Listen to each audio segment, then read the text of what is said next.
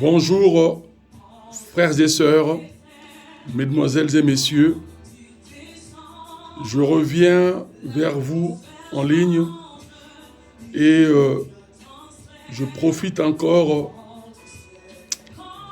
par cette circonstance de répondre à une question majeure que beaucoup de chrétiens et même païens, non chrétiens, se posent. Et ils ont même des doutes. Et ils concluent que la Bible est contradictoire. Mais faute, une fois de plus, de cette connaissance exacte de la parole révélée de Dieu, je reviens vers vous encore me présentant. Je suis Bienvenu Mavinga Nimi, enseignant évangélique ou docteur évangélique, qui sont les termes bibliques de ministère de la parole, c'est-à-dire la prédication et les enseignements au sein du corps du Christ, qui est la corporation réunissant toutes les églises dites de réveil. Pourquoi le terme réveil donné par des chrétiens? Parce que c'est un réveil spirituel et que c'est une nouvelle vie en Christ, une vie de relation permanente et intime avec Dieu et non une religion. Donc la vie chrétienne, selon la doctrine du Christ, est une vie de relation intime entre l'être humain, homme et femme, atteint un certain âge de compréhension. Pour témoigner cette véracité divine et à l'âge de plus de 100 ans, si la personne obtient toutefois la grâce de Dieu par rapport à la longévité de la vie. Donc, Dieu est extraordinaire. Il veut que nous comprenions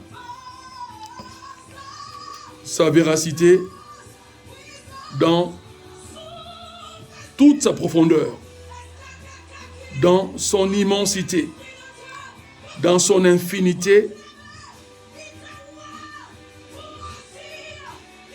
à laquelle lui demeure éternel et incomparable, et nous entrons dans la vie éternelle, mais sur la vie temporelle qui est terrestre. Il nous révèle en partie, jour après jour, parce qu'il nous a déjà donné la globalité de la révélation. Qui il est réellement, c'est lui qui est venu, non avec de l'eau, non avec du sang, mais par son Esprit Saint incarné. Jésus-Christ, qui s'est présenté comme Fils de Dieu pour nous orienter dans la filiation et l'héritage divin d'éternité. Mais dans cette filiation et héritage divin, il y a relation. Et dans cette relation, qui est aussi appelée la communion avec Dieu, c'est-à-dire l'amitié, la compréhension dans les échanges de conversation, par un dialogue ou multidialogue entre chaque être humain et Dieu, également entre Dieu et plusieurs êtres humains réunis, étant en accord de la même foi, dans un enclos, soit une maison, soit un lieu de culte appelé communément église locale. C'est ce que Dieu veut que, dans l'acheminement de sa parole, nous comprenions qui il est vraiment et quel est son plan divin magnifique pour nos vies, êtres humains. Ainsi, je veux vite raccourcir le temps pour répondre étape par étape avec précision de références bibliques dans ce résumé d'enseignement pour la question de notre sœur Petronelle Bambole, qui a posé la question disant, par rapport à l'histoire de Caïn, alors que c'était la genèse de l'humanité, et Caïn étant le premier meurtrier de l'humanité, ayant tué par jalousie son jeune frère Abel, et que Dieu, le chassant du jardin d'Éden, le maudissant, et Caïn errait, il était devenu un vagabond, mais où il s'était réfugié dans le pays de Nod, N-O-D, qui est une des sous-régions de cette grande région de l'Asie mineure, c'est-à-dire le Proche-Orient. C'est là où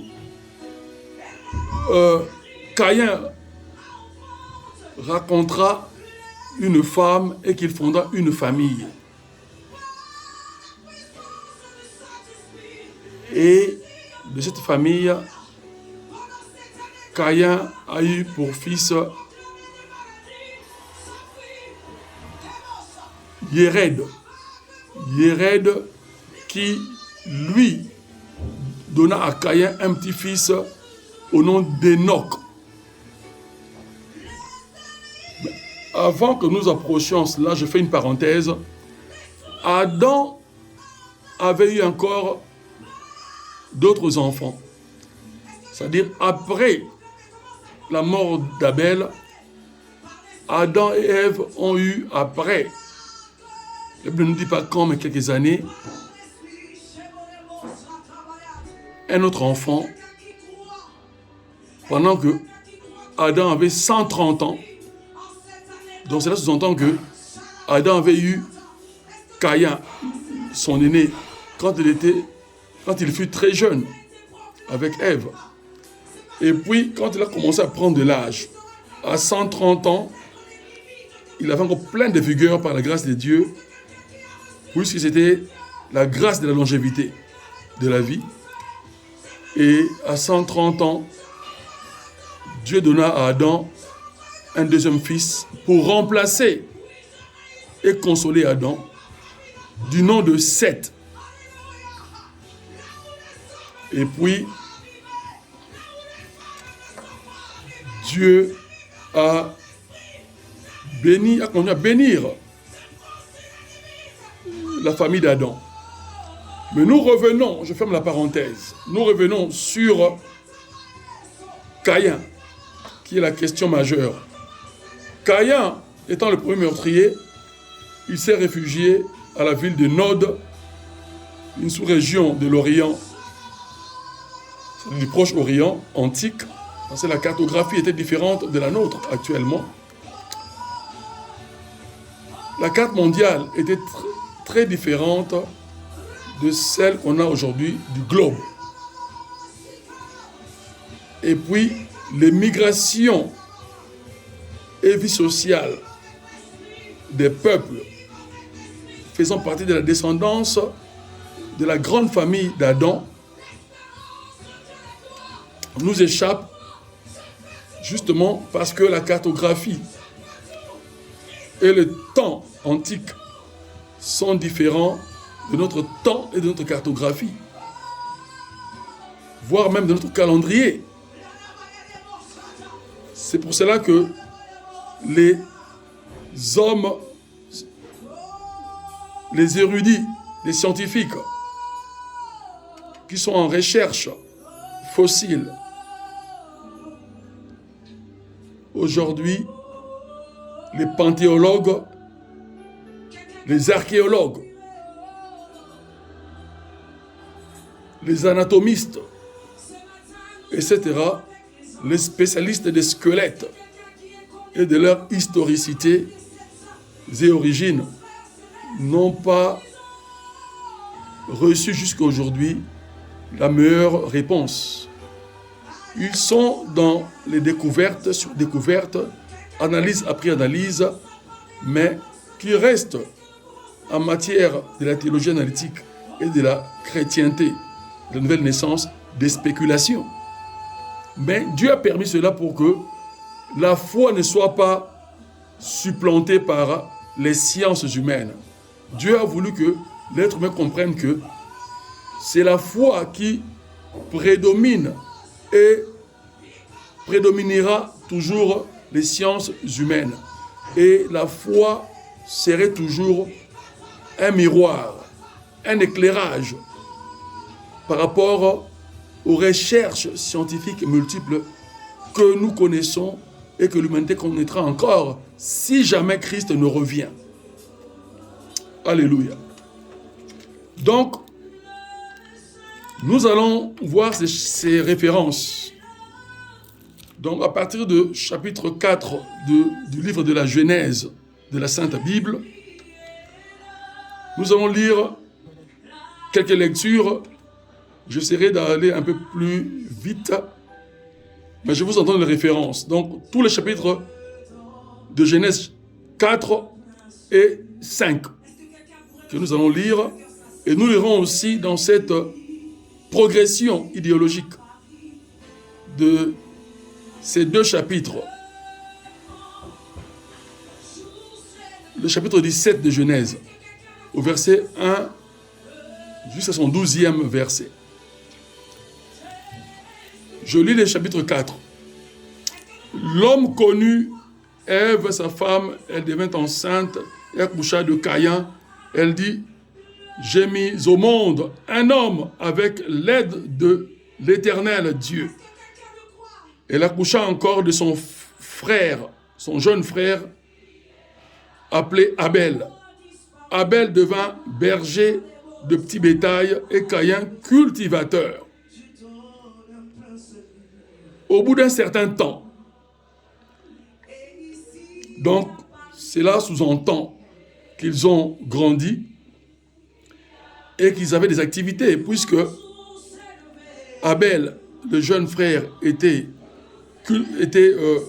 berger, c'est-à-dire éleveur d'animaux, et que son frère aîné Caïn était cultivateur, donc, ou agriculteur. C'est ainsi que,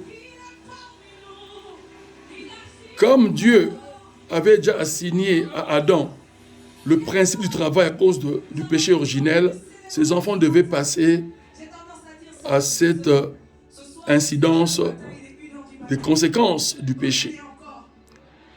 Donc, c'est le travail, le produit de leur labeur. Mais comme Dieu avait laissé l'être humain dans une anticipation sentimentale de l'exprimer ses désirs librement, quoique il avait mis à l'être humain les pensées de l'éternité. Mais dans ces pensées d'éternité, alors que Dieu n'avait pas fait une loi, à part, plus tard qu'il avait fait une loi avec Abraham, qui était la loi de l'alliance, que nous reviendrons plus tard. Mais Dieu, sur Adam et Ève, il avait seulement établi un principe de fidélité dans sa relation avec l'être humain. Il leur a dit de ne pas manger les fruits de l'arbre de la connaissance du bien et du mal. C'était une prévoyance divine pour le prévenir que vous êtes divin sur terre, créé à mon image, à ma ressemblance, vous êtes saints et j'ai mis les pensées de l'éternité, du bien et de l'innocence, de l'absence du mal, de l'absence de tout ce qui peut s'opposer à Dieu. Mais cette opposition. Dieu, comme il est la vérité personnifiée d'éternité et la justice personnifiée, il ne peut pas leur cacher ce secret. Le secret de Dieu, c'était de leur faire comprendre, voilà ce qui adviendra. Parce que Dieu, dans sa préscience, comme il connaît toutes choses, c'est-à-dire, il est omniscient, c'est-à-dire maître des sciences suprêmes, maître suprême de toutes les sciences et de toutes les connaissances. Et il connaît le passé de l'éternité, son présent et son futur, qui restent que dans un cycle d'éternité. Et Dieu avait déjà prévu, puisqu'il a vu de loin, de manière précise, parce que rien ne peut lui échapper dans sa création, il en est le maître suprême. Il avait déjà vu la chute d'Adam et d'Ève. Il avait déjà vu, avant cette chute, les intentions de Satan, qu'il avait déjà donné la déchéance. Que Satan avait perdu son rang d'archange de lumière et devenu maudit, prince de ténèbres. Mais Satan était un vagabond et le reste, sillonnant comme le vent. Puisque les esprits sont des vents, mais dans un domaine plus poussé qui est le domaine spirituel. Il y a les vents naturels, mais aussi des vents spirituels.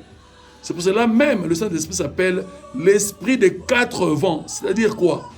Le nord, le vent soufflant du nord, du sud, de l'est à l'ouest, à leur infinité. C'est lui qui gère ces vents-là et qui en est lui-même la personnification, mais pour créer, organiser, établir et bénir sa création.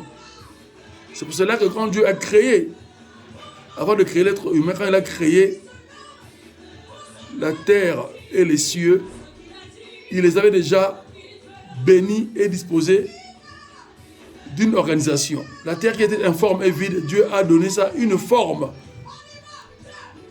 de plaine, de plateaux, de cuvettes et reliefs. C'est-à-dire montagnes et chaînes de montagnes. Donc, tout cela, Dieu a fait sortir ça d'où? Des eaux. Le Gaïo, c'est-à-dire notre globe terrestre. Et Dieu en a donné cette forme cohérente pour que l'être humain et même le bétail puissent se retrouver et que chacun possède son territoire en paix. Mais il a donné à l'être humain la suprématie dans cette création animaux-végétale. Donc Dieu est extraordinaire. C'est ainsi que dans cette progression de lecture, Dieu dit, il nous relate par ce livre de Genèse que Moïse avait écrit. Alors, lorsque Caïn a péché, nous allons aller en résumé. La cause de ce péché, c'était la jalousie. Pourquoi cette jalousie? Nous allons le lire, verset 3. Au bout d'un certain temps, Caïn apporta des fruits du sol comme offrande à l'Éternel. C'est-à-dire une offrande d'action de grâce, de reconnaissance de la bonté de Dieu, qui lui avait béni, qui lui a donné une récolte enrichissante. Et de manière intuitive, puisque nul ne nous dit que Dieu leur a dit, chaque fois il faut venir me présenter vos prémices. Non. Ça, c'était venu après, dans la loi de Moïse. Là, c'était la loi de la conscience. Dieu avait laissé à l'être humain, du temps d'Adam, l'anticipation, mais que lui-même avait mis dans leur conscience. Et Dieu a trouvé la belle anticipation de la conscience et du désir exprimé sur Abel par rapport à son offrande. Alors que Il a aussi apprécié l'acte de Caïn, mais il a admiré l'acte d'Abel. Nous allons le lire. Et pourquoi cette admiration? Caïn apporta des fruits du sol comme offrande à l'Éternel. Abel, lui aussi, apporta des premiers-nés de son petit bétail avec leur graisse. L'Éternel porta un regard favorable sur Abel et sur son offrande, mais il ne porta pas un regard favorable sur Caïn ni sur son offrande. Caïn fut très irrité et son visage fut abattu. Les signes, c'était la fumée et le feu que Dieu avait démontré comme admiration, c'est-à-dire donner de l'importance, plus à l'offrande d'Abel. Mais cela ne veut pas dire que Dieu avait rejeté, comme on nous a toujours prêché, l'offrande de Caïn. Si Dieu avait rejeté l'offrande de Caïn, Dieu serait injuste. Ce qui nous a jamais, en tout cas dans la chrétienté, rarement élucidé dans ces sous-contextes bibliques de la Genèse. C'est-à-dire, Dieu est juste. Quand tu fais un bel acte avec une bonne conscience, pour lui, Dieu reconnaît nos intentions et il nous bénit.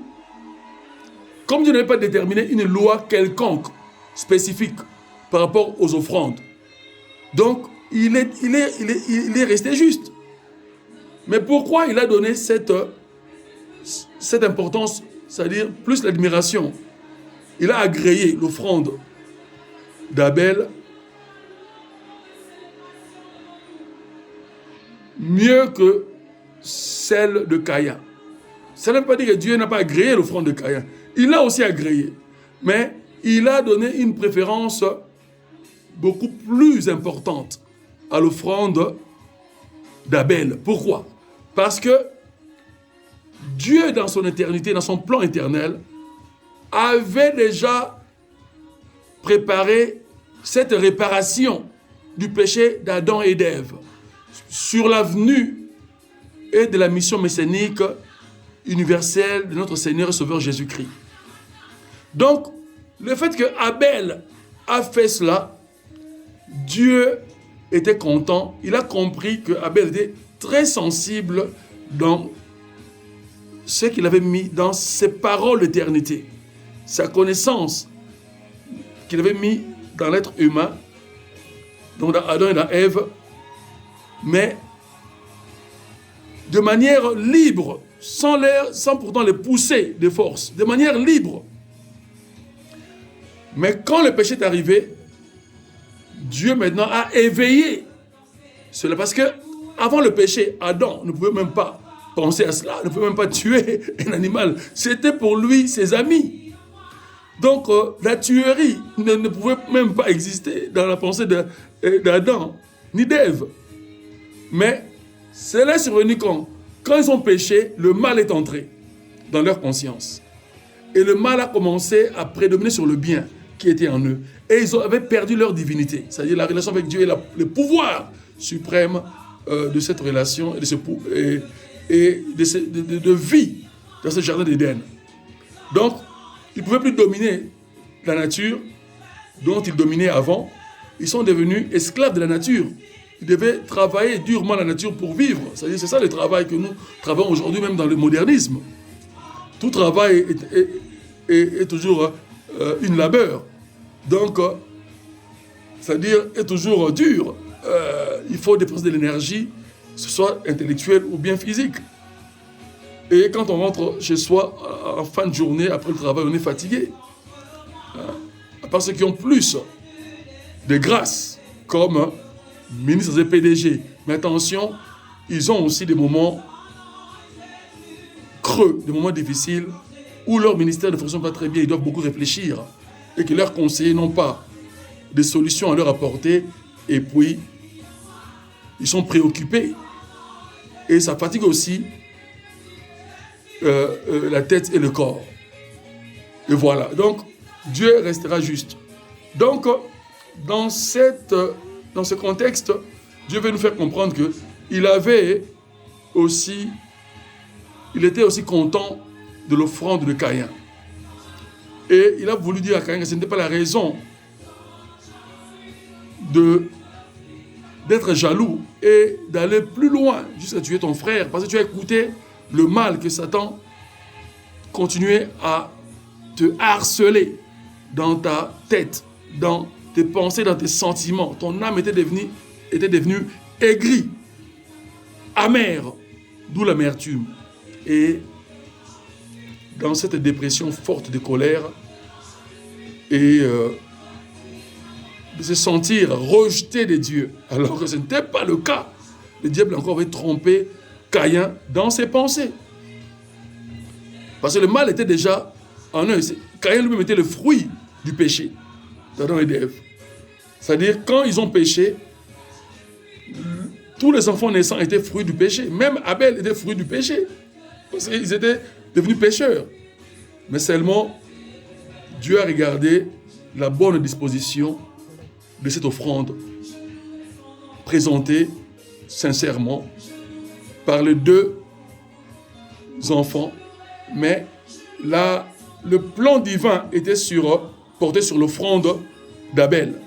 C'est-à-dire répandre le sang animal pour réparer la faute des êtres humains. C'est-à-dire, il fallait que, à la place que l'être humain meure éternellement, il fallait qu'il vive. Mais qui devait mourir? C'était ses amis de la nature proches, donc les animaux. Et tout ça, c'est pour aussi conscientiser l'être humain par rapport à la désobéissance qui est le péché contre Dieu. Afin que l'être humain devienne de plus en plus sage, cohérent et puis responsable de ses actes pour mieux garder une bonne relation avec Dieu. Parce que Dieu est un Dieu de justice et de vérité éternelle. Alléluia. Il est un Dieu saint. 3 fois saint, Père, Fils et Saint-Esprit. C'est ainsi que nous continuons notre lecture. C'est pour ça que Dieu dit à Caïn, d'abord le verset 5, « Mais Dieu ne porta pas un regard favorable sur Caïn ni sur son offrande. Caïn fut très irrité et son visage fut abattu. » Verset 6, « L'Éternel dit à Caïn, « Pourquoi es-tu irrité? Pourquoi ton visage est-il abattu ?» Dieu ne peut pas mentir parce qu'il est Dieu. Hein? Alléluia. Le Seigneur est merveilleux. Donc, je répète que Dieu prouve au verset 6e qu'il n'avait pas rejeté l'offrande de Caïn. Par contre, il était aussi content de l'offrande de Caïn. Il avait approuvé aussi l'offrande de Caïn. Mais il avait approuvé plus l'offrande d'Abel. Par exemple, il a donné 100% à l'offrande d'Abel, si on peut l'exprimer dans une pensée humaine compréhensive. Donc Dieu donna 100% et à l'infini à l'offrande d'Abel, et qu'il a donné, par exemple, 90% à l'offrande de Caïn, de manière aussi illimitée. Parce que Dieu regarde les bonnes intentions et il bénit les bonnes intentions. Mais dans son plan de réparation du péché de l'humanité, il fallait que les animaux remplacent la place des êtres humains, parce que Dieu n'a pas voulu que son plan le plus parfait puisse faillir, c'est-à-dire puisse échouer. Dieu a voulu réparer ce péché d'Adam et d'Ève par Jésus-Christ. Et Abel était une préfiguration, c'est-à-dire un signe probant, anticipateur du plan de Dieu sur l'avenir meilleur de l'humanité. C'est pour ça que Dieu ne voulant pas que sa ressemblance, qui est l'être humain, puisse ternir, il a réparé et il a embelli la vie au sein de l'humanité. Et il nous a après assigné à une prêtrise basée uniquement sur Jésus-Christ. C'est pour cela que les religions utilisent les êtres humains comme figure d'exemple parfait à suivre. Et éloge ces êtres humains-là. C'est ça qui devient un culte de personnalité qui est satanique. C'est de la magie noire. C'est pour cela que Dieu nous dit par Christ que les vrais disciples adoreront le Père en esprit et en vérité. C'est-à-dire adorer Dieu par le Saint-Esprit, mais en connaissant les principes divins pour ne pas faire d'erreur et être convaincu que l'on adore le Dieu véritable. Et il nous a révélé qui est le Dieu véritable. C'est Jésus-Christ, qui est sa parole créatrice et sa sainte personne. Alléluia. Donc Dieu est mystérieux. Il a revêtu l'humanité pour nous donner l'exemple. Mais il reste Dieu et incomparable. Alléluia. C'est ainsi que Dieu a posé cette question à Caïn. Pourquoi tu t'es irrité? Dieu voulait que Caïn confesse. Mais la confession de Caïn était toujours basée sur la colère. Et Dieu lui a fait comprendre que ta colère est une grosse erreur. Tu as adoré le mal. Tu t'es laissé vaincre par le mal. Tu t'es fait faible par rapport au mal qui a prédominé sur toi. Et ce mal-là, qui t'a obligé à produire le fruit du mal, tu vas en payer les conséquences. Voilà, d'où son errance et puis la dureté de sa vie, les difficultés de sa vie, etc. Mais Dieu, plus tard, lui a même fait une grâce. Il lui a mis un signe pour qu'il ne soit pas, par sa mauvaise réputation, aussi à son tour assassiné par les autres personnes. Mais maintenant, la réponse de cette question de notre sœur est que plusieurs en posent. Mais comme la femme de Caïn se trouvait où? Mais la femme de Caïn, c'était toujours les enfants qu'Adam faisait et que après un moment, quand ils devenaient adultes, ils allaient migrer. C'était une migration, c'est-à-dire changer de lieux pour constituer leur famille. Parce que c'était constitué en petite famille qu'on appelle clan. Et puis, en grande famille, tribu. Et puis, de la tribu à l'ethnie. Et puis, de plusieurs ethnies pour constituer un État. C'est pour cela que plus tard, c'est plusieurs ethnies qui étaient constituées de plusieurs descendances de Caïn. Des descendances c'est-à-dire Adam, et puis Caïn, et puis, plus tard, Enoch, que Dieu enleva, et puis, plus tard, Abraham. Et de Abraham à Christ, nous faisons partie de cette génération. Nous sommes une continuité de cette génération christique, abrahamique. C'est-à-dire, nous, par la foi en Jésus-Christ, nous sommes entrés dans la descendance d'Abraham, que Dieu a fait alliance éternelle avec, et qu'il a confirmé et amplifié cette alliance par Jésus-Christ, notre Seigneur et Sauveur. Alors, ici, il est question de la jeunesse, c'est-à-dire du temps de commencement de la vie humaine sur terre, sous le péché et ses conséquences. Donc, la Bible est un résumé écrit du plan divin et de la parole de Dieu dans sa globalité. Les migrations se faisaient quand les enfants devenaient adultes et qu'ils devaient aussi fonder des familles. Après avoir fondé des familles, ils devaient après quitter les lieux où ils étaient et puis aller ailleurs. Parce que la terre était grande et ils devaient repeupler la terre. Parce que Dieu avait dit qu'ils doivent peupler la terre. C'était quand il a créé l'être humain.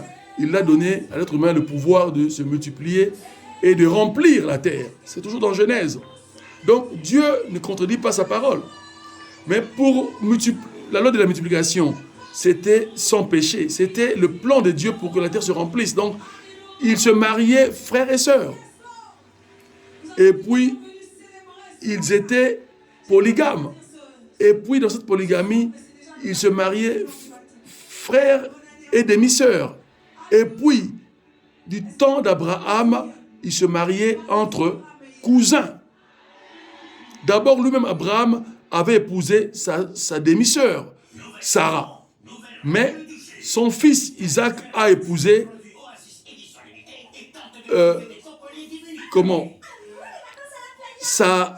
sa cousine, Rebecca. Vous voyez, donc, Dieu est extraordinaire. Donc, Dieu a un plan qui évolue dans le temps, mais de manière très, très organisée. Donc, il y a un fil conducteur divin de la pensée divine et du plan divin dans toutes ces réalisations. Et chaque réalisation, c'est par rapport à chaque époque, à chaque suite des descendances de l'humanité que Dieu a bénie. Et nous allons voir que Dieu a même réparé le péché de Caïn. Parce que Caïn, étant versé le sang humain, il avait rejoint l'alliance avec le diable, sans le savoir. Il a fait entrer la guerre et le meurtre au sein de l'humanité. Ça, c'est Caïn. Donc, voilà. Mais Dieu, comment est-ce qu'il est venu pour pardonner Caïn? Et que Caïn, sa descendance, puisse entrer aussi et devenir une bénédiction. Et qu'aujourd'hui, nous avons bénéficié par Abraham. Nous allons le voir dans tous ces contextes. Alors, au verset 17, chapitre 4, verset 17 de Genèse, Caïn connut sa femme, elle devint enceinte et accoucha de Enoch. Mais comment est-ce que Caïn a connu cette femme? Il s'était réfugié dans le pays de Nod. Toujours dans cette grande région, mais il y avait des sous-régions qui sont des parties de la terre. Nous en connaissons les définitions. Mais comment cette femme est arrivée par là? Pendant que Caïn errait, vagabondait ailleurs, il y avait une migration de la suite de ses petits frères et petites sœurs. Et voilà. Mais on nous dit après que, après plusieurs années, ça dit fraîchement, pendant que Caïn était jeune, Dieu avait donné à Adam et à Ève 7. Donc, c'est ainsi. Donc, ça veut dire quoi? Pendant que Caïn évoluait dans son errance, dans son vagabondage, c'est-à-dire il cherchait, il fouillait toujours pour se cacher. Il évitait de côtoyer les êtres humains. Il avait une peur vraiment inconsidérée. Donc, pour lui, si un être humain le voyait, il devait connaître la mort. Puisqu'il avait même perdu la foi, c'est-à-dire la confiance en Dieu. Quand le péché fait perdre la confiance. Et cette confiance, c'est la foi. Mais la foi n'était pas encore venue. Mais c'était une foi inconsciente. C'était dans ce que Dieu avait mis dans l'être humain, dans son plan divin, de faire le bien et de vivre dans le bonheur. Et Caïn avait cassé ce pouvoir-là. Et c'est pour cela que tout le poids, lui-même avait dit que c'était un poids sur lui. Hein, et nous lirons cela. Dieu dit à Caïn, d'abord, Caïn, la première personne qui a encore manqué de respect à Dieu dans son langage insolent.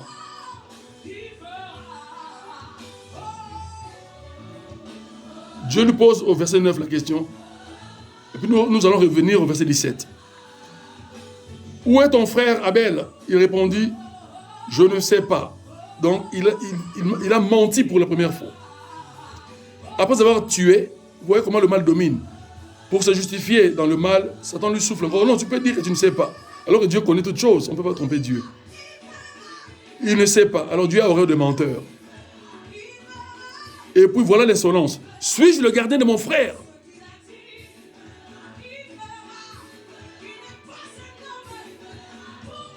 Alors, Dieu dit, qu'as-tu fait?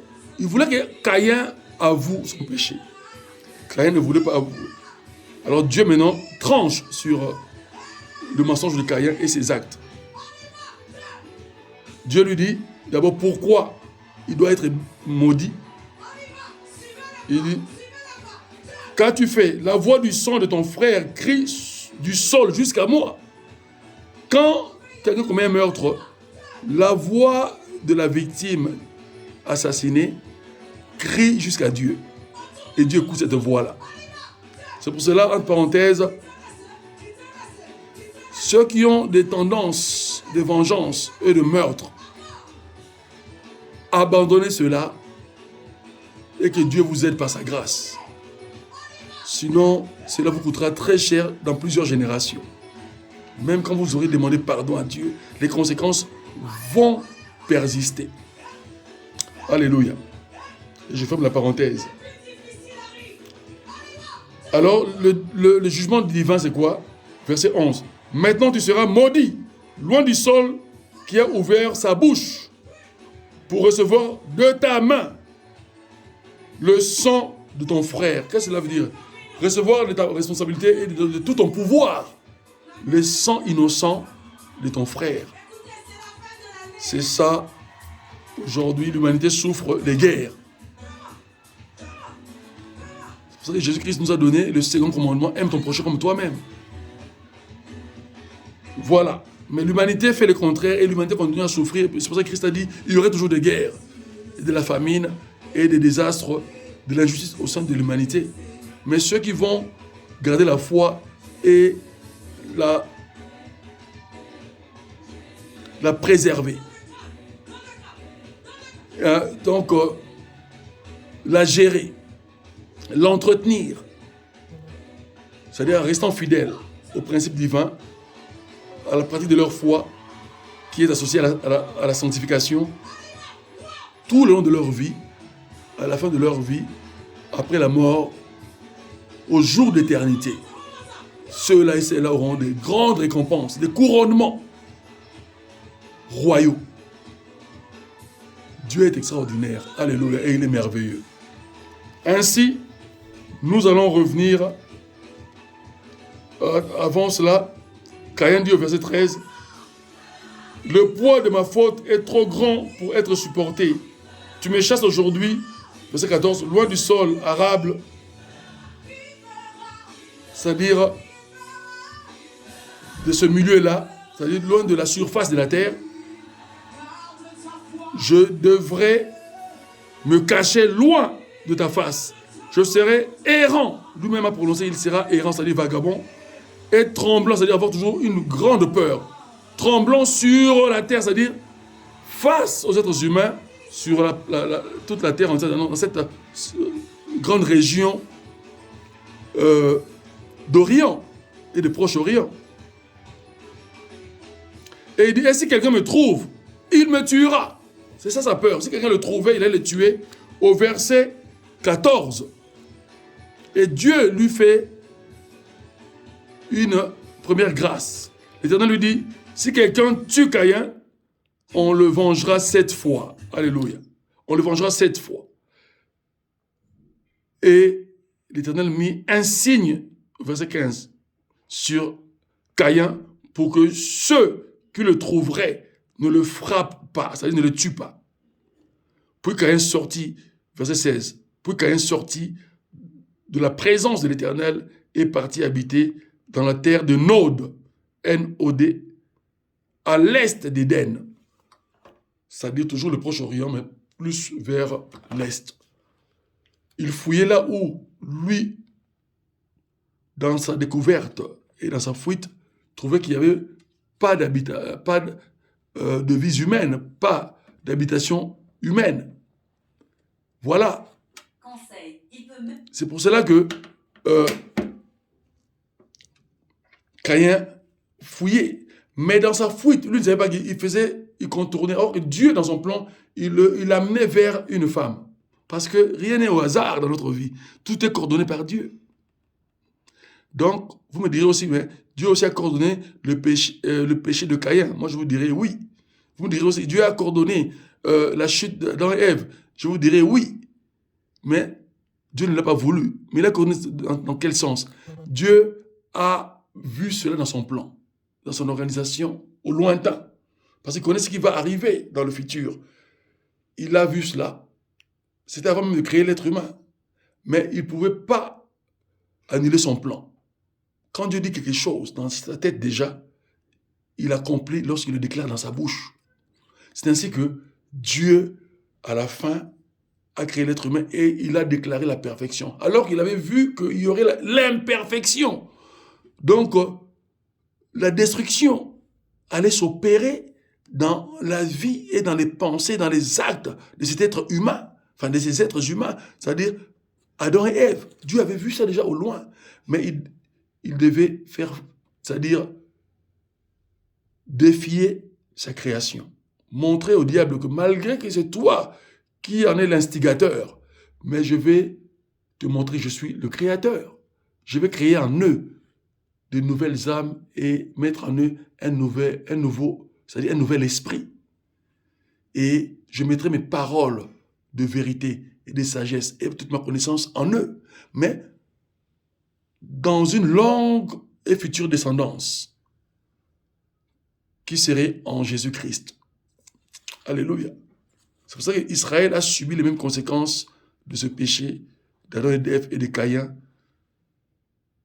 Jusqu'à aujourd'hui, Israël judaïque, ceux qui prient encore la Torah à la lettre, la loi de Moïse, ceux qui s'habillent en noir, portant le deuil de Moïse, tous ces rabbins-là et le peuple juif religieux, c'est-à-dire judaïque, eux, ils sont encore sous ces condamnations-là, mais ils bénéficient seulement de la grâce d'Abraham, c'est-à-dire des bénédictions étatiques, la terre promise, c'est-à-dire Israël qui est devenu un État, que Dieu a enlevé la monarchie. Et puis, mais il manque toujours la paix. Ils sont en perpétuelle guerre avec leurs frères, c'est-à-dire leurs demi-frères et cousins qui sont palestiniens. Parce qu'au départ, Israël antique, avant de devenir Israël, était l'ancienne Palestine. Voilà comment nous comprenons étape par étape cette nomenclature biblique qui est aussi surtout théologique et puis de pratique de vie chrétienne de nouvelle naissance par le Saint-Esprit. Donc, Caïn, trouvant sa femme qui était une de ses sœurs, et puis Caïn l'épouse, et puis ils ont fondé une famille. Et de cette famille, nous verrons maintenant la descendance de Caïn, là où Dieu a fait grâce à Caïn par Enoch, que Dieu enleva. Qui est Enoch? Parce qu'il faut faire la différence entre Enoch et Enoch. Parce que Caïn, quand il a eu son fils, il l'a appelé du nom de Enoch. Parce qu'il habitait une ville appelée Enoch. Pour dire que bon, tu es né, donc tu es le garant, c'est-à-dire comme le chef de cette ville, je t'en fais chef. Parce que quand ils migraient quelque part, cette terre-là était devenue leur propriété. Voilà. Donc, c'est un genre d'héritage légué à son fils Enoch qu'il donna, qui était le nom de la ville qu'il habitait, après Nod. Donc, il donna le nom à son fils de la même ville. Et puis, plus tard, Caïn était mort, et puis, sa descendance. Et puis, on voit la différence. Enoch, qui était fils de Caïn, et puis Enoch, fils de Seth. Seth qui avait le petit frère de Caïn, qui était né après la mort, c'est-à-dire quelques années après la mort d'Abel. Et puis, par Seth, qu'on a commencé à prier Dieu, à parler, à dire des prières, à invoquer Dieu, à parler à Dieu par la voie de la prière. C'est-à-dire les demandes, les supplications, et il parlait face à la nature, mais parlait à l'Éternel, à Dieu. Et c'est là où ont commencé toutes nos prières que nous faisons aujourd'hui, mais amplifiées. Parce qu'ils ne parlaient pas en langue à ce moment-là, et ils n'avaient pas les mêmes besoins que nous, à part les besoins de nutrition, les besoins d'avoir une bonne vie, c'est le rêve de l'être humain, c'est-à-dire avoir le produit du sol béni. Donc ils étaient agriculteurs et puis aussi fermiers, c'est-à-dire éleveurs de brebis et d'autres animaux. C'est là où ont commencé les entreprises agroalimentaires. Aujourd'hui, nous sommes dans ce développement avec le modernisme, nous avons des groupes agroalimentaires de notre temps moderne. Donc, mais les besoins des êtres humains sont les mêmes. Mais seulement Dieu, dans le développement, a amplifié et a aussi embelli la vie de l'être humain, alors que le principe des difficultés du travail, c'est-à-dire en travaillant et à subir cette fatigue du travail, reste. Et sans le travail, l'être humain ne peut pas vivre. C'est la pauvreté. Donc, c'est ça les conséquences qui continuent. Mais Dieu nous a introduits dans sa nouvelle alliance et a fait de nous maintenant ses enfants, ses héritiers. Il nous a encore donné une plus grande bénédiction qu'Abraham, qui est le père des nations. Et nous, il nous fait des dominateurs des nations, c'est-à-dire des conquérants des nations, par notre foi. Et vous me direz, mais comment? Mais Dieu le fera. Vous croyez que tous ceux qui sont chefs d'État aujourd'hui et monarques, c'est par hasard. Ils font partie de cette bénédiction. Mais comme beaucoup gèrent mal, ils vont payer aussi des conséquences. Dieu restera juste. Alléluia. Mais ce qu'il a promis, il le réalisera toujours dans la vie de l'humanité. Alléluia. Amen. Et nous allons conclure sur ce plan sur la grâce de Caïn. Mais par rapport à son petit-fils, nous allons le lire. Alléluia. Donc, chapitre 5, nous allons lire au verset 18. Et les versets précédents. Genèse chapitre 5,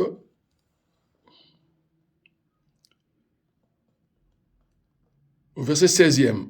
Nous allons lire à partir du verset 16 jusqu'au verset 18.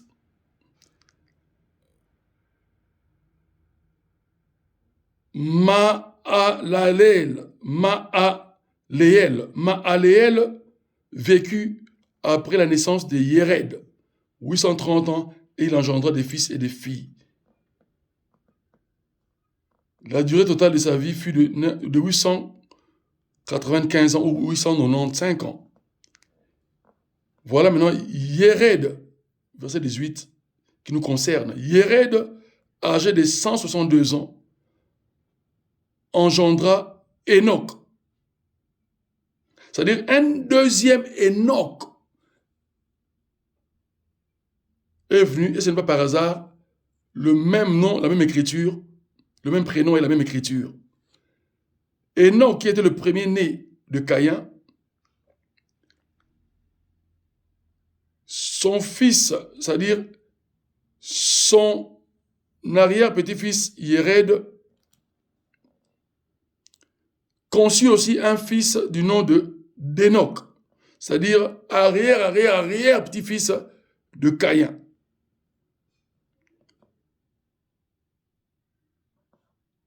Et puis, Yéred vécut 962 ans. Quelle longévité, alléluia. Mais Enoch, quand il eut 65 ans, il a aussi donné naissance à un fils, Mathusalem ou bien Methusela. Methusalem ou bien aussi Methuselah.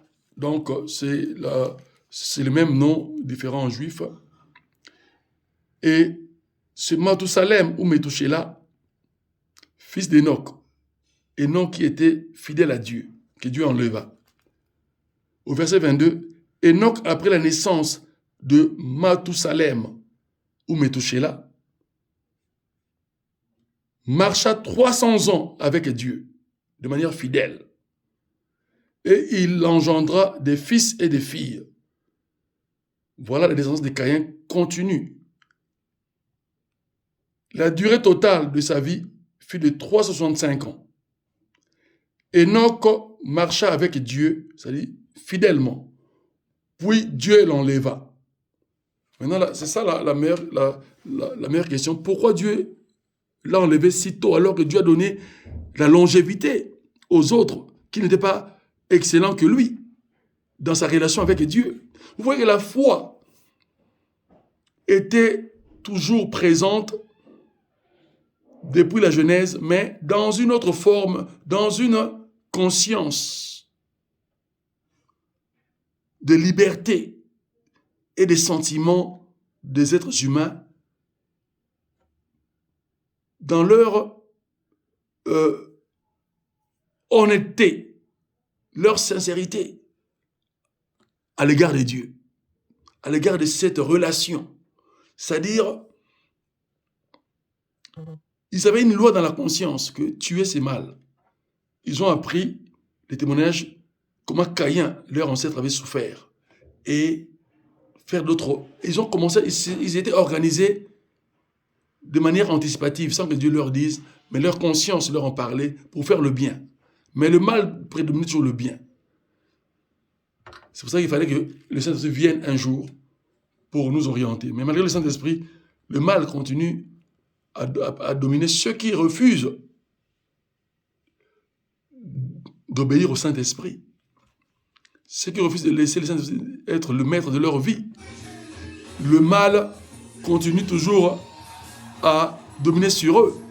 Alléluia. Donc Dieu est extraordinaire. Il veut que nous comprenions que il veut notre bonheur. Et c'est ainsi que nous allons lire ça. Ce sont des références, des preuves que j'ai promis à l'auditoire et que vraiment, espérant que vous recevrez la réponse qui manquait à toutes vos questions non comprises. Alléluia. Donc, alléluia.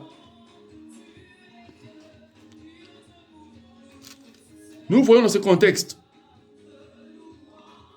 Donc,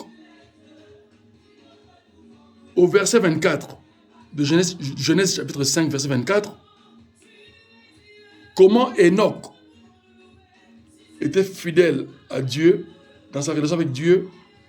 Malgré cette fidélité, il a vécu peu par rapport à Adam, peu d'années, et par rapport à tous ses ancêtres avant lui. Mais par rapport à son grand-père, son arrière-grand-père, Yéred, qui a vécu 962 ans. Mais lui n'a vécu 365 ans. Pourquoi Dieu l'a pris? Parce que la révélation de ça, c'est-à-dire le péché de Caïn, le sang d'Abel continuait toujours à crier sur Caïn. Dieu, dans sa patience éternelle et dans sa bonté, avait obtempéré parce qu'il désirait que Caïn comprenne que son offrande n'était pas rejetée par Dieu. C'était accueilli. Mais Dieu avait admiré celle de son jeune frère Abel. Et Dieu a voulu montrer que je suis juste et je le resterai. C'est pour ça que du vivant de sa vie, Caïn a vu sa famille se développer alors qu'il devait être mort, sans famille, sans un enfant. Mais il a eu une grande descendance. Et après sa mort, pour que l'histoire reste et que les témoignages restent sur la justice de Dieu et sa bonté et les faveurs, c'est-à-dire d'où la grâce qu'il avait faite à Caïn, Dieu a permis que Enoch, qui était fidèle à lui, ne puisse pas être corrompu. Parce que le diable réclamait un des descendants de Caïn pour détruire toutes les descendances de Caïn par la malédiction. Et Enoch, qui était le nom que Caïn a béni son premier-né, et qui était aussi le premier-né de Yéred, le petit-fils, l'arrière-petit-fils de Caïn. Il fallait que cet Enoch-là paye, quelle que soit sa relation avec Dieu, parce que Satan connaît les règles, la loi de l'éternité. Il sait que Dieu ne puisse pas commettre d'erreur, Dieu ne commet pas d'erreur et il ne peut pas faillir.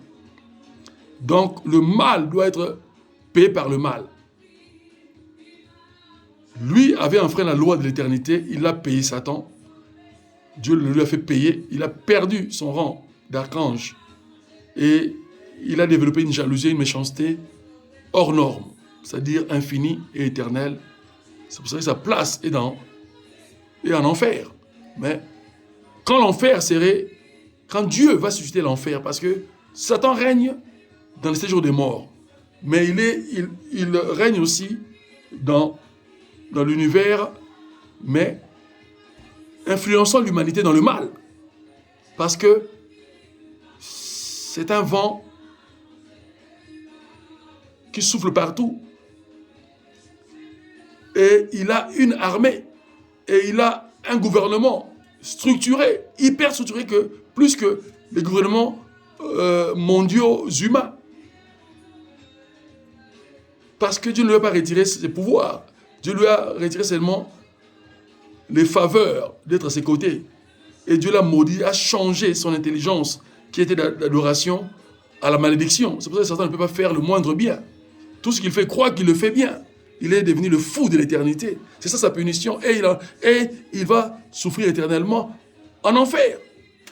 Mais Dieu fait de Satan, le même Satan, son instrument de jugement au sein de l'humanité. Donc Dieu contrôle toutes choses. C'est ça son contrôle. Il reste suprême, inspecteur de l'univers et son gérant. Il est le garant de la vie humaine et de l'univers tout entier. Donc, astres et planètes lui sont soumis. Le cours d'eau lui sont soumis. Et les continents terrestres lui sont soumis. C'est-à-dire le globe. Alléluia. Dieu est extraordinaire. Je crois que notre sœur a reçu sa réponse pour le groupe de la Bambinière sur WhatsApp, ainsi que tous les autres auditeurs en ligne qui ont depuis leur vie chrétienne, qui ont eu toujours des doutes et de l'incompréhension par rapport au mariage de Caïn et de sa femme, et comment est-ce que Caïn a trouvé cette femme alors qu'il était seul homme après Adam et Ève. Il était le seul fils d'Adam et d'Ève. Puisque la Bible est un résumé, il ne nous a pas donné tous les détails. Sinon, nous n'aurions pas ce recueil biblique écrit de telle manière. Donc, déjà, dans l'ancien temps, les papyrus étaient de 3 à 6 mètres jusqu'à 22 mètres de papyrus. Et c'était des grands rouleaux de la loi. Et malgré cela, ça ne comprenait pas toute la Torah, c'est-à-dire la loi de Moïse, les 613 lois. Il y avait beaucoup de fragments, c'est-à-dire il y avait plusieurs rouleaux. C'est-à-dire quand nous avons la Bible, nous avons de multiples rouleaux des livres de prophètes et leurs témoignages. Et du Christ lui-même et de son témoignage évangélique, et puis des apôtres et de leurs témoignages évangélico-épistolaires, c'est-à-dire témoignages évangéliques par des lettres écrites à l'Église aujourd'hui du Nouveau Monde, qui est la suite de l'Église apostolique primitive, et que nous suivons le même courant théologico-chrétien des enseignements du Christ, basés sur les enseignements des apôtres, que eux ont reçus de Jésus-Christ lui-même. Et le complément des récits, des déclarations des prophètes, basés sur la mission uniquement de Jésus-Christ en tant que Messie universel. C'est pour ça que la Bible dit la loi et les prophètes. Christ lui-même a dit la loi et les prophètes, c'est-à-dire cette parole ne passera pas, aucun iota de cette parole ne passera jusqu'à ce que tout le monde ait écouté cet évangile, ce témoignage, et que la fin du monde puisse survenir. Alléluia. Et statistiquement parlant, les chrétiens sont plus nombreux que les religieux dans le monde. Mais le problème est que parmi ce grand nombre de chrétiens, beaucoup encore n'ont pas encore très bien compris leur vie chrétienne, exactement, et leur relation intime avec le Dieu créateur, notre créateur, le divin et le tout-puissant. Alléluia. Ainsi,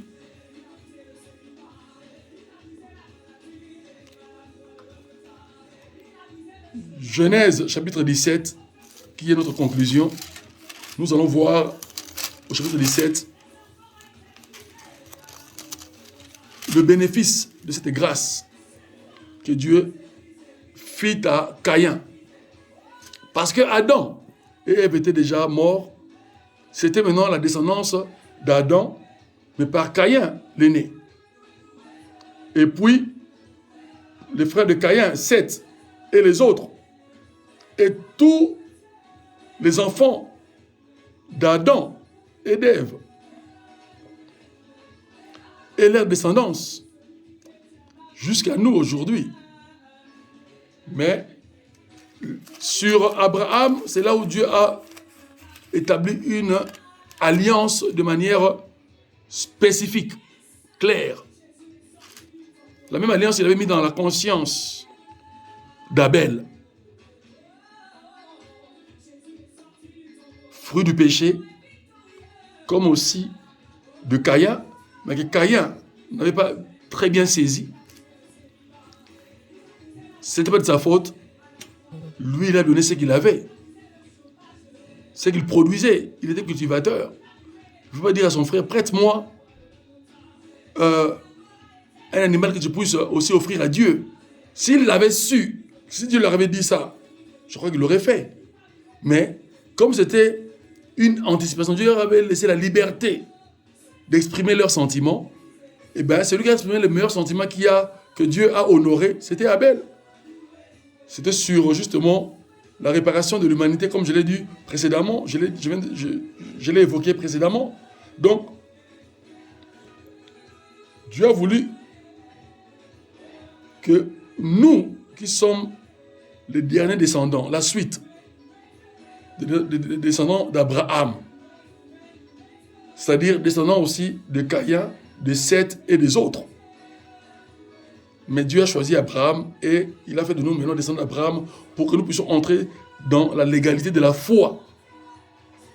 Et non seulement de la conscience, mais de la foi. Une foi consciente, pratiquante, vivable, sociale, socio-professionnelle. Mais commençons par l'individu lui-même, dans sa relation avec son Dieu créateur, qui est Christ et Jésus, ou Jésus-Christ. Alléluia. Donc, au chapitre 17 de Genèse, toujours nous sommes en Genèse, le verset 1 à 12. Nous allons élucider cette pensée parlée du Saint-Esprit, sachant qu'au chapitre 12, Dieu avait déjà appelé Abraham et lui avait fait une alliance avec Abraham et il l'avait béni. Mais l'extension de cette bénédiction,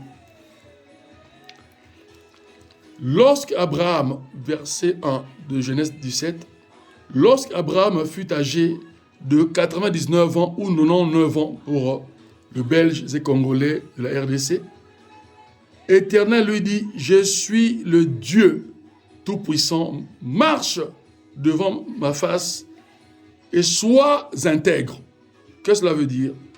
C'est-à-dire, dans ma relation avec toi, je t'exige la fidélité. Alors Dieu lui explique maintenant quelle est cette fidélité exigeante de sa part pour Abraham et toute sa descendance jusqu'à nous. Il dit, j'établirai mon alliance avec toi et je te multiplierai à l'excès, c'est-à-dire à l'extrême. Dans ma version de Thompson, il est dit à l'extrême, je te multiplierai à l'extrême. Abraham tomba face contre terre et Dieu lui parla en ces termes. Pour moi, voici mon alliance avec toi, tu deviendras le père d'une foule de nations, c'est-à-dire d'une grande nation.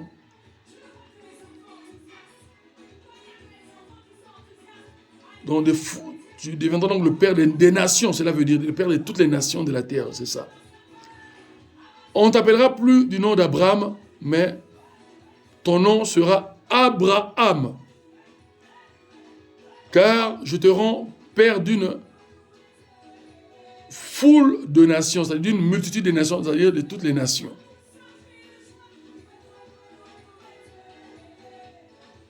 Mais ici encore, il y a révélation.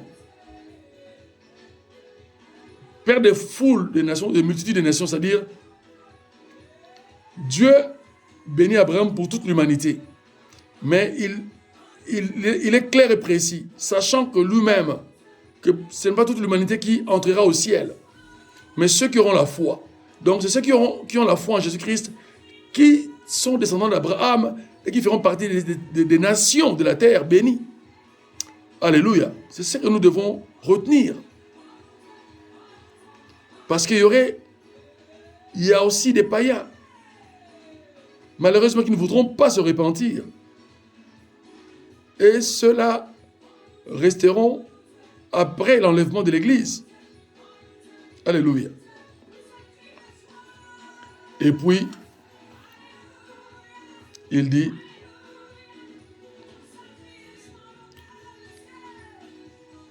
au verset 7, j'établirai mon alliance avec toi et ta descendance après toi, dans toutes leurs générations. j'établis mon alliance avec toi, Abraham, et ta descendance après toi. C'est-à-dire nous. Donc, Israël est jusqu'à nous. Mais Israël qui sera converti en Christ. Et puis nous, qui sommes convertis en Jésus-Christ. C'est-à-dire nous qui sommes ses disciples, les disciples de Jésus-Christ. Nous qui témoignons sa mission messianique, qu'il est mort à la croix pour nous, pour notre salut, qui est un salut universel. Il est venu pour cela, pour réparer le péché d'Adam et d'Ève et apporter à l'humanité une nouvelle vie, une nouvelle espérance, un nouveau bonheur. Alléluia. Mais qui va s'étendre jusque dans la vie éternelle. Alléluia. Et puis, il dit,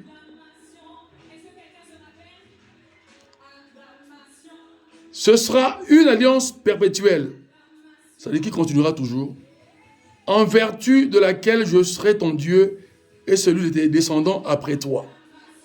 Verset 8, je te donnerai et à tes descendants après toi le pays dans lequel tu viens d'immigrer, tout le pays de Canaan, en possession perpétuelle, et je serai leur Dieu. Tout le pays de Canaan. Et je reviens sur cette grâce que Dieu fit à Caïn.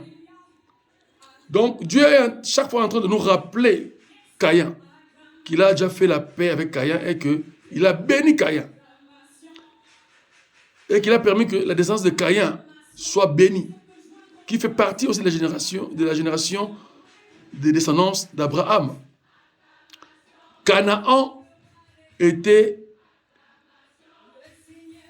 aussi un des arrière-petits-fils de Caïn. Comment? Par le petit-fils de Noé. Sem, Cham et Japhet. Mais un des fils de Noé était appelé Canaan. Et Dieu fait de ce nom, ce prénom, une alliance et une terre promise. D'abord à Israël, et puis il a étendu à nous chrétiens.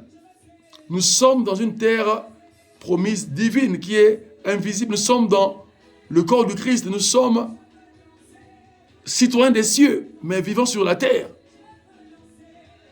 C'est-à-dire nous sommes assis avec Jésus-Christ dans le lieu céleste, à ses côtés. Mais chacun occupa un trône quelconque. Et ce sont des couronnements qui nous attendent si nous demeurons fidèles dans cette vie terrestre temporaire, qui fait partie du temporel. Alléluia. Voilà comment Dieu est extraordinaire. Et il nous a promis fidélité. Et nous pouvons relire cela pour voir encore cette référence de Canaan. C'est lors de la malédiction que lui-même, Noé, a donné à son fils Cham, qui était son fils cadet. Et au verset 22 du chapitre 9 de Genèse, Cham, père de Canaan, vit la nudité de son père et le raconta au dehors à ses deux frères. Mais comment il l'a raconté? La Bible ne nous dit pas la précision. Alors qu'il n'y avait aucune loi par rapport à ça. À part la loi de la conscience. Mais c'est qu'il s'en était moqué. Il s'est moqué de son père, de l'ivresse de son père, etc. et de la nudité de son père. Et il a décrit la nudité de son père en se moquant. Alors que cela n'est pas écrit. Mais c'est ainsi que quand son père a appris de ses 2 autres enfants aînés, les moqueries de son fils cadet, il était en colère. Et il a maudit son fils Cham. Mais comment? Il a dit, son cadet aussi sera maudit, c'est-à-dire Canaan. Mais nous allons lire Noé dit, verset 24, lorsque Noé se réveilla de son vin, c'est-à-dire de son ivresse de vin, il apprit ce que lui avait fait son fils cadet. Il dit alors, maudit soit Canaan, qu'il soit l'esclave des esclaves pour ses frères. Et puis plus loin, il dit aussi, il dit, béni soit l'Éternel Dieu de Sem, que Canaan soit leur esclave, que Dieu mette Japheth au large, c'est-à-dire qu'il bénisse Japheth grandement, qu'il demeure dans ses tentes, qu'il demeure dans les tentes de Sem, et que Canaan soit leur esclave. Après cela, Noé a vécu encore 350 ans, et puis il était mort à 950 ans. Donc, Dieu nous fait comprendre que malgré la malédiction de Canaan, Dieu avait béni Canaan. C'est-à-dire, Dieu avait enlevé Enoch. Mais du fait que le sang d'Abel continuait à crier, cherchant encore un des descendants à détruire pour décimer toutes ses descendances, Dieu n'a pas voulu que Satan se glorifie. Dieu a voulu réparer son plan divin, parce qu'il est amour éternel et justice éternelle.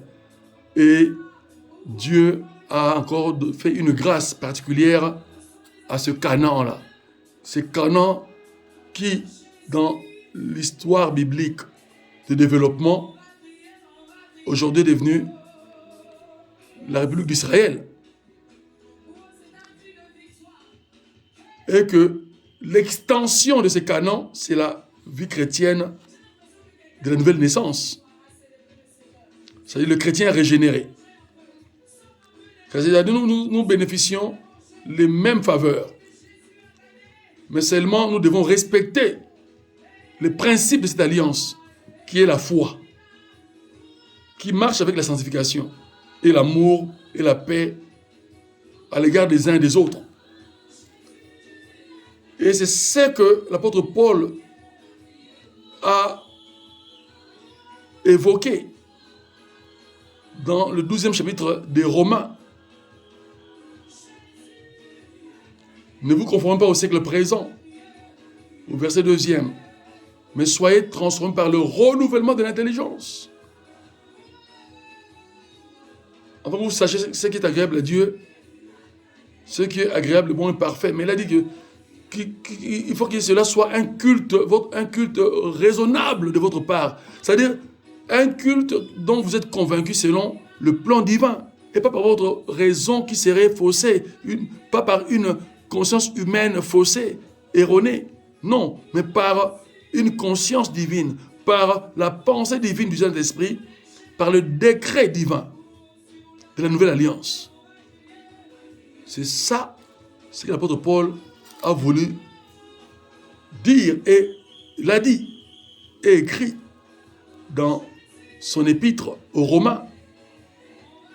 Et Dieu a bien précisé que ça devait être aux Romains pour que l'humanité comprenne que la Rome antique, qui était supérieure aux nations, dominatrice des nations, qui avait un empire étendu de l'Europe à l'Orient, jusqu'en Afrique, c'est-à-dire en Égypte. Mais Dieu a voulu que ces Romains-là, qui étaient un peuple instruit dans l'Antiquité, puissent, dans l'histoire de l'humanité, être le témoignage que Dieu approuve la foi aux intellectuels, aux pays les plus développés, pour que tout le pays soit développé et instruit, et que tout le pays soit instruit, et qu'il y ait justice, qu'il y ait démocratie. La démocratie mondiale a commencé à Rome, antique. Rome de Jules César, de Néron et d'Auguste César, et des autres empereurs qui sont passés, malgré leur dictature. Mais l'organisation de Rome, dans sa plèbe, était une démocratie. L'empereur ne pouvait pas décider de tout, il fallait qu'il passe par le Sénat. C'est ainsi que Dieu, voyant que Rome ne respectait pas ce qu'il lui avait donné comme pouvoir impérial, Dieu a cassé ce pouvoir impérial. Il a cassé cet impérialisme en faisant aujourd'hui d'Italie une république, simplement, et qui a perdu sa notoriété antique et qui est resté rien que le témoignage historique. Alléluia. Et nous continuons cette lecture jusqu'au verset 12. Donc nous sommes au chapitre 17 de Genèse. Alléluia.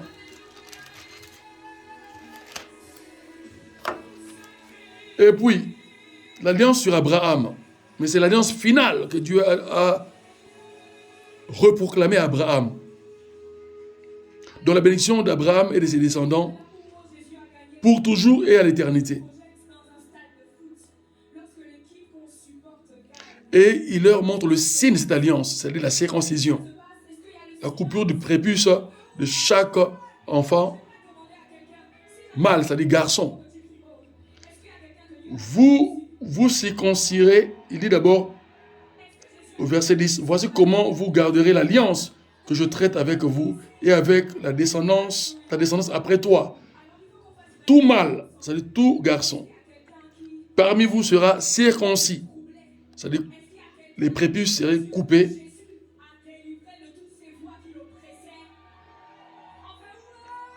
Et verset 11, vous vous circoncirez comme signe d'alliance entre vous et moi.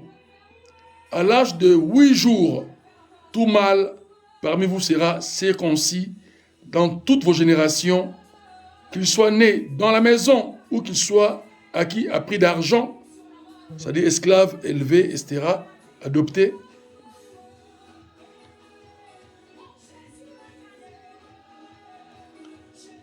À prix d'argent de la part d'un étranger qui n'est pas de ta descendance. Verset 13, on devra circoncire celui qui est né dans ta maison et celui qui est acquis avec ton argent. Ce sera dans votre chair la marque d'une alliance perpétuelle. C'était au verset 12, mais je lis quand même le 13e. Pour étendre la pensée, c'est-à-dire, c'était l'alliance, le signe de cette alliance-là, cette amitié, cette relation que Dieu a faite avec Abraham et sa descendance. Mais aujourd'hui, Dieu a étendu cela. La circoncision n'est plus seulement de manière de petite opération anatomique du sexe du petit garçon, d'un nouveau-né de 8 jours. Dieu a amplifié la pensée dans le domaine spirituel. Nous disons que la circoncision est dans notre conscience et dans notre âme. C'est-à-dire dans toute notre vie. C'est-à-dire nous faisons une alliance et nous entrons dans l'effusion du sang de Jésus-Christ versé. Donc, et c'est le sang de Jésus-Christ qui nous justifie, qui crie aussi, mais qui crie plus fort que le sang d'Abel. Pour dire que Caïn a été pardonné La génération de l'humanité sous ces virus du péché de Caïn est aussi libérée, mais sa libération complète et sa délivrance est en Jésus-Christ. Et tout le péché adamique, c'est le péché originel d'Adam et d'Ève et de sa descendance, sont effacés, annulés, inexistants par le sang de Jésus-Christ, notre Seigneur et Sauveur, répandu à la croix du mont Golgotha, dit lieu du crâne, dans cette ancienne Palestine, qui est devenue du nouveau prénom de Jacob béni, Israël, peuple de Dieu. Et nous sommes enfants, princes et princesses de Dieu, pour occuper des postes de monarques d'éternité avec Jésus-Christ. Alléluia. Je crois avoir répondu à cette question et élucidé aussi cette révélation. Pour que ceux qui pensent aussi que leurs familles sont maudites, parce que tel arrière-grand-père ou tel tante ou oncle a commis tel acte magique de la sorcellerie et a bloqué leur vie, que ceux-là se sentent et celles-là se sentent libres aujourd'hui. Et je prie par cet enseignement, dans le nom suprême, glorieux, miraculeux et libérateur de notre Seigneur et Sauveur Jésus-Christ, la délivrance de toutes les personnes, de tous les enfants de Dieu qui se sentent encore, malgré leur salut, bloqués parce qu'un domaine de leur vie ne marche pas ou un autre. Mais Dieu vous dit que vous êtes libre en Jésus-Christ. Mais regagnez la foi. Là où vous avez négligé une partie de la foi, récupérez cette partie et pratiquez-la par obéissance. Sachant que l'obéissance de cette foi fonctionne avec votre amour à l'égard des autres, avec votre sincérité à l'égard de Dieu et à l'égard des autres. Ça fonctionne avec le respect et l'honneur que vous donnez aux autres, comme vous voulez vous-même aussi en recevoir. C'est ça que Dieu veut que l'humanité entière comprenne. Parce qu'il a appelé toute l'humanité à la chrétienté, même si toute l'humanité n'atteindra pas cette chrétienté à 100%, mais la majorité l'atteindra. Parce que Dieu a dit tous ceux qui sont en Christ, il va mener leur foi à la perfection. Je prie au nom de Jésus-Christ que vos vies soient bénies richement en Jésus-Christ et qu'il vous visite et qu'il vous guide par le Saint-Esprit. Au nom du Christ et Jésus, je prie. Amen. Je vous remercie pour votre audition et que Dieu vous bénisse abondamment. Auditeurs en ligne, frères et sœurs et amis, dans le nom glorieux et merveilleux de Jésus-Christ. Amen. Je vous dis à bientôt.